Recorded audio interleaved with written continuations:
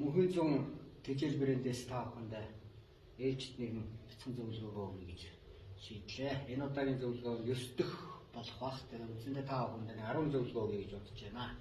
10 зөвлөгөөг дагаад яг энэ зөвлөгөөний дагуу та бүхэн одоо Улаанбаатараа тариалж чадах юм бол ер нь 10-аас 14 хоногийн дотор бол бид бол хугацаа хурааж авах бүрэн боломжтой. За ингээ 11-р сарын биш 12-р сарын 11-ний өдөр та бүхэндээ нэгэн тусгай үсгээ хийгээд за ингээд 8-аас 10 хоног харъя гэсэн. За тэр 11-ээс хойш өнөөдөр одоо 16 болж байна. Ингээд 5 дахь өдөр нөгөө анх хийсэн удаага та бүхэндээ ингээ харуулъя. За наашаа ортой тараарай. За одоо энэ 5 дахь хоног дээр нөгөө 12-р сарын 11-нд нөгөө та бүхэндээ нөгөө удаага харуулад тэгээд энэ гэрэлтэй газар тавьшаа гэсэн энд ингээд тавьсан.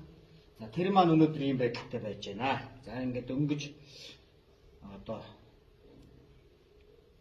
10 хоног хэдүүлээ харах хэрэгтэй. Энэ одоо 5 дахь хоног дээр байна гэж та бүхэндээ харуулж байгаамаа. За ингээд өдөр бүхэн бол одоо бяцхан чигтэй оёо чиг нэ ерөнхийдөө чиг өгөж усалсан намираа ингээд усалсан байгаа. За энийг та бүхэн өнөөдөр ингээд 5 дахь хоног дээр ингээд та бүхэнд ингээд харуулж байна.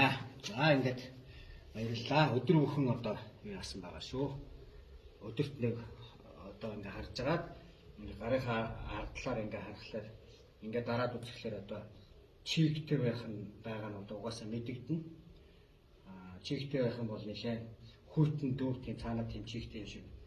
Тийм байхгүй хуурай байх юм бол одоо намираагаар одоо услаад услагчаар услах ёстой шүү. Энэ бол одоо өдөр усалцсан учраас одоо услах шаардлагагүй маргааш усалнаа гэсэн үг. За баяртай өнөөдрийн байдлаар ийм байдалтай байна.